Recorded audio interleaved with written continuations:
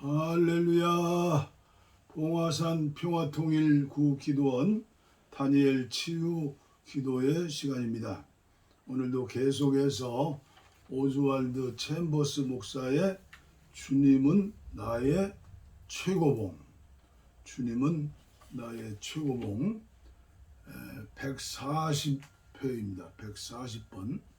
오늘 말씀의 제목은 믿음의 영적 논리. 믿음의 영적 논리. 본문 말씀은 마태복음 6장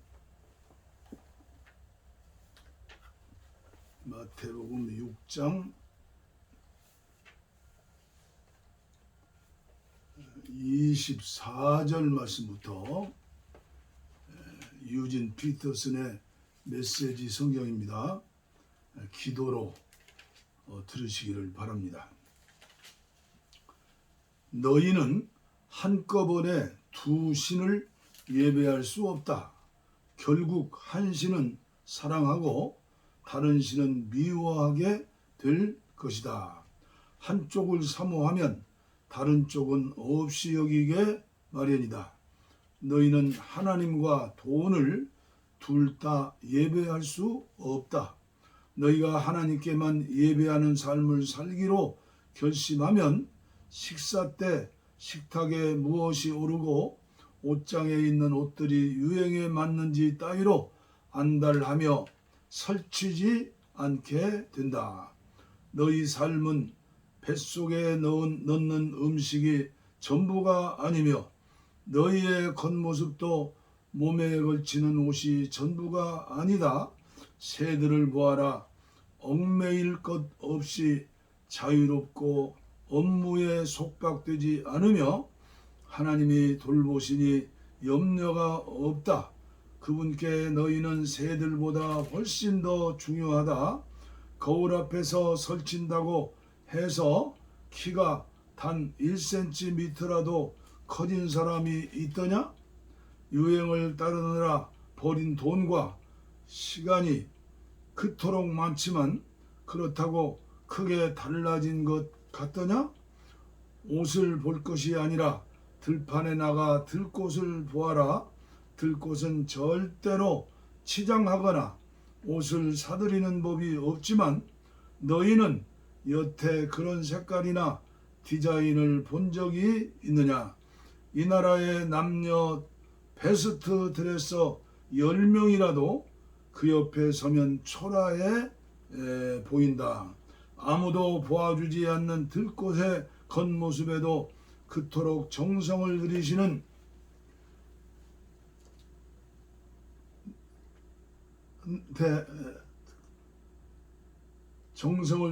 데 하물며 하나님께서 너희를 돌보시고 자랑스러워하시며 너희를 위해 최선을 다하시지 않겠느냐? 나는 지금 너희로 여유를 갖게 하려는 것이며 손에 넣는데 온통 정신을 빼앗기지 않게 해서 베푸시는 하나님께 반응하도록 하려는 것이다.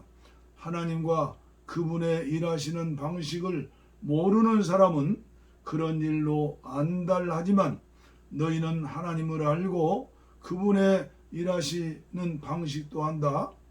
너희는 하나님이 실체가 되시고 하나님이 주도하시며 하나님이 공급하시는 삶에 흠뻑 젖어 살아라. 뭔가 놓칠까봐 걱정하지 마라.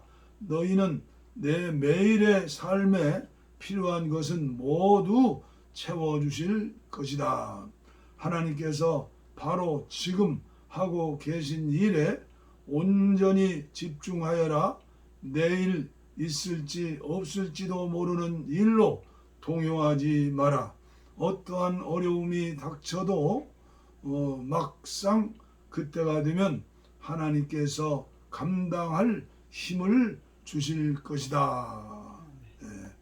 우리가 공동번역에는 33절이 너희는 먼저 그의 나라와 그의 의를 구하라.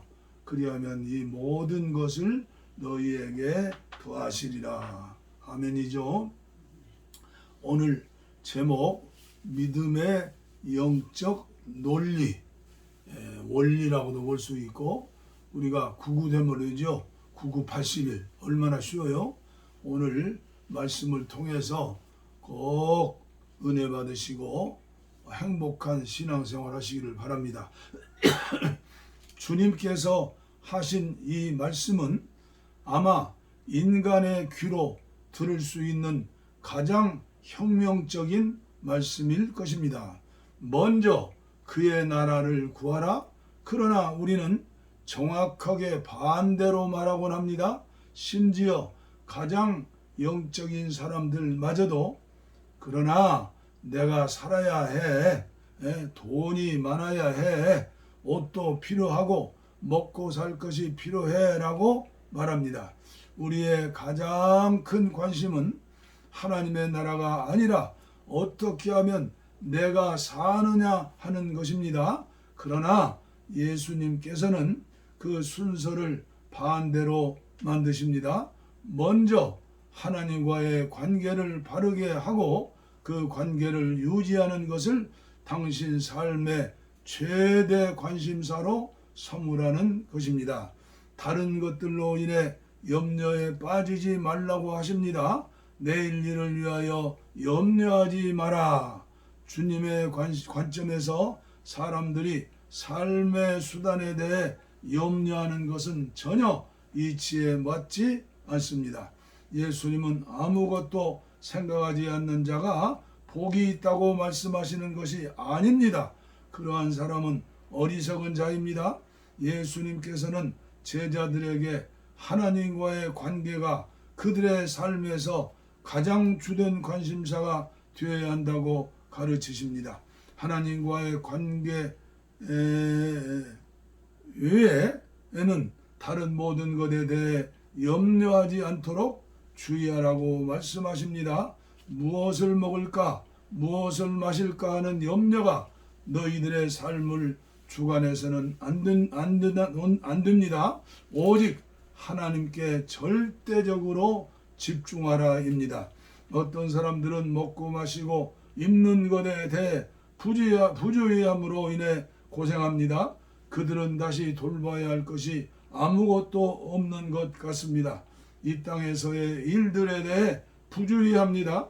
이러한 경우 하나님께서는 그들에게 책임을 물으실 것입니다. 부주의를 합리화할 수 없습니다. 예수님의 말씀은 삶의 최대 관심에 있어서 하나님과의 관계를 첫째로 두고 다른 모든 것은 그 다음이라는 것입니다. 예수님께서 가르치신 이 말씀이 우리의 삶에 실현될 수 있도록 성령께서 우리 자신을 의탁하는 일은 그리스도의 삶에서 힘든 훈련 중에 하나입니다. 아멘. 믿음의 영적 논리, 여러분들 예배 후에 또 이 메시지 말씀을 들으시고 하나님과 나와 관계 속에서 하나가 되어서 먼저 그 나라와 의를 위해서 기도하고 살고 있는지 먼저 오늘도 귀한 말씀을 통해서 그대로 은혜 받으시기를 바랍니다. 제가 안타까운 것은 우리 옛날에 60년대 70년대만 해도 또 제가 목회를 시작했던 70년대 후반만 돼도 성도들이 모이고 교회에서 모이면 기도해서 응답받은 이야기, 병 고친 이야기, 문제 해결된 이야기, 어떻게 하면 믿음으로 살 수 있는 것에 대해서 영적인 그런 대화가 많았어요. 간증이 많았다는 얘기죠. 예수 믿고 이것은 나의 간증이요. 이 간증이 있어야 하는데 간증이 없어졌어요. 그러니까 내 힘으로 내가 사는 거예요. 내 돈, 내 재산으로 내가 살고 내가 관리해서 건강으로 내가 살고 하나님은 어떻게 돼요? 관계가 두 번째, 세 번째 어떻게 돼요? 근데 여기서 말씀해 보면 하나님과의 관계를 얘기하잖아요. 계속해서 관계를 얘기하는 거예요. 저는 이번 여름에 장 맞았죠. 혹독한 장마였어요. 그래서 옹벽이 무너져 가지고 세상적으로 근심 걱정할 수밖에 없지만 그래도 여기저기서 친구 목사들 또 가까이 계신 분들 가운데 전화가 오더라고요. 피해는 보지 않았느냐고. 그런데 저는 아내와 함께 하나님의 은혜로 이 쓸데없는 자 왜 구원해 주시는지 난 알 수 없겠네 감사하면서 기도했어요. 그리고 전화 몇 통하면 가능할지도 모르죠. 그런데 제 지금까지 목회 생활하면서 한 번도 나의 필요 때문에 얼마를 좀 주시오 그런 전화 온 것 없어요. 아무리 가까운 사람이라도 일가 친척이라도 오직 기도만 했는데 업자가 얘기하기를 한 2천만 원 듭니다. 우리에게는 2억 20억 같은 큰 돈이에요. 그런데 하나님께서 우리의 기도를 들어주시고 완벽하게 해결해 주셨어요. 아마 며칠 후면 공사가 시작될 거예요. 하나님은 살아계신다. 살아계시는데 어디 계시느냐? 나의 영 안에, 나의 깊은 마음 안에 계신다. 성령 충만이 뭐예요? 주님과 동행하는 삶이에요. 주님 앞에 매사를 기도하고 그리고 어떻게 하면 주님을 기쁘게 할까? 주님의 기쁨이 나의 기쁨이 되는 거예요. 이런 삶을 살아보세요. 하나님께서 합력하여 선을 이루게 하시고 너희는 먼저 그의 나라와 의를 구하라. 이 모든 것을 너희에게 더해 주시리라. 보너스로 더해 주시는 하나님. 아멘이죠? 그걸 믿고 살아야죠. 이 사람이 제일 부자요. 이 사람이 제일 행복한 사람이에요. 그렇지 않으면 많은 걸 쌓아놓고도 만 가지 걱정하고 만 가지 불평하고 만 가지 원망하고. 그래서 저희 기도원에서 개발한 찬송일까요? 431장 주 안에 기쁨이 있네. 이게 제가 기도원에서 개발한 찬송이에요. 이미 있는 찬송이지만 주님이 내 안에 계시고 내 안에 주님이 계시고 늘 주님이 보살펴 주시고 주님이 하시는데 원망 불평 없고 오늘 우리들은 말씀과 기도로 계속 어떻게 하면 주님의 마음으로 주님의 기쁨이 될까. 그래서 평화 통일을 위한 기도를 해야겠다. 하나님 주신 마음으로 이제 10월 15일이면 5년째 돼요. 누구를 의지해요? 이사야서 2장에 보면요. 코에 호흡 있는 사람 의지하지 말라고 그랬어요. 물론 인간 관계 속에서 서로 상부상조하며 사는 것이지만 기대하면 실망이 더 큰 거예요. 제가 목회하면서도 그리고 가정생활하면서도 지금까지 생활하면서도 깨달은 게 뭐예요? 사람은 사랑하되 기대하지 말아라. 기대한 사람들이 배신하고 떠나고 그런 거예요, 여러분. 자식도 기대하지 마세요. 부부간에도 기대하지 마세요. 사랑의 대상이에요. 기도의 대상이에요. 주 안에 기쁨 있네. 살아생전에 이 찬송을 부르면서 행복한 신앙생활, 그리스도의 신부로서의 삶을 사시기를 바라고 팔복의 삶을 사시는 저와 여러분들 한국교회가 되기를 바랍니다. 주 안에 기쁨 있네. 주 안에 살자. 주 안에 평안 있네. 주 안에 살자. 불안이 연기처럼 스며들어도 주 안에 사는 마음 기쁨 넘치네. 주 안에 사랑이 있네. 주 안에 살자. 주 안에 소망이 있네. 주 안에 살자. 검푸른 성난파도 밀어 덮쳐도 주 안에 사는 마음 평안 넘치네. 주 안에 영생이네. 주 안에 살자. 주 안에 천국이네. 주 안에 살자. 불길이 지옥처럼 솟아올라도 주 안에 사는 마음 생명 넘치네. 아멘. 아멘. 하나님 아버지 감사합니다. 오늘도 오스왈드 챔버스의 어깨 위에 올라서 아버지 하나님 말씀을 듣고 또 깨닫고 회개하고 결단하게 하시니 감사합니다. 아버지여 수십 년 동안 목사님의 말씀을 통하여 또 성경을 읽고 겸손하라, 찬양하라, 기뻐하라, 감사하라, 하나 되어라, 평화의 사람이 되어라, 산상복은 팔복음을 전하고 외쳐도 살지 못한 게 한국교회이고 살 수 있는 비결을 모르는 게 한국교회가 아닙니까?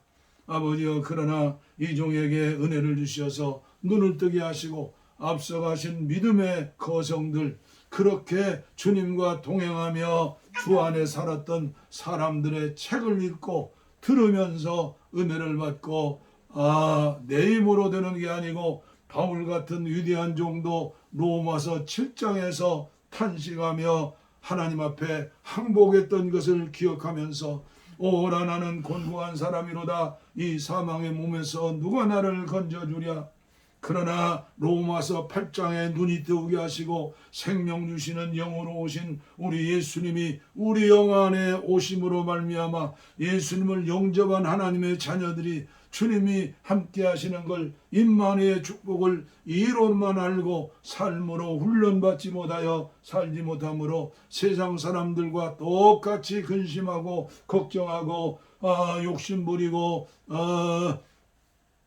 너무나 안타까운 삶을 살고 이제는 한국교회가 세상 사람들에게 개독교라는 이야기까지 듣는 것이 아닙니까? 주여 용서하시고 불쌍히 여겨주시고 오늘도 이제 오즈왈드 챔버스 목사님의 하나님과 연관된 삶, 하나님과 하나된 삶, 주님 안에 사는 삶에 대해서 이제 최고의 관심을 가지고 살아야 하는 것이 하나님의 기쁨인 것을 알고 아버지 말씀 가운데 영적인 진리를 알고 깨닫고 감사하면서 말씀과 기도 가운데 순종할 수 있는 주님의 음성을 듣고 양심을 통해서 직감을 통해서 교통을 통해서 늘 교제하면서 음성을 듣고 순종할 수 있는 아버지의 힘은 주님이 주시는 힘이라는 걸 깨닫고 율법적인 신앙생활 하지 않게 하시고 종교생활 하지 않게 하시고 10년 전 20년 30년 신앙생활 했는데 영적인 어린아이가 되어서 기저귀 차고 늘 울부짖으며 부르짖으며 원망불평 기도한다면 되겠습니까? 아버지여 장성한 아버지여 그리도의 분량에 이르러 아버지여 에베소서 4장에 나오는 대로 갈라디아서 5장 22절에 나온 대로 포도나무 가지가 되어 열매 맺는 삶을 살 수 있게 하시고 고린도전서 3장에 나오는 영에 속한 사람들이 되어지게 하여 주시옵소서. 믿습니다. 감사합니다. 원치 않은 질병으로 고통당하는 분들 이 말씀 깨닫고 믿음으로 순종하며 살기를 다짐하는 자들에게 이 시간도 치유의 은혜와 믿음을 허락하여 주시옵소서. 악한 원수 마귀야 예수 이름으로 명하노니 병마야 물러갈지어다 물러갈지어다 물러갈지어다. 임마누엘의 주님과 늘 동행하면서 영육간에 치료받고 감사하면서 간증이 날마다 기도응답이 쏟아지는 심령과 가정과 교회들이 되게 하여 주옵소서. 복을 빕니다. 이제는 우리 주 예수 그리스도의 은혜와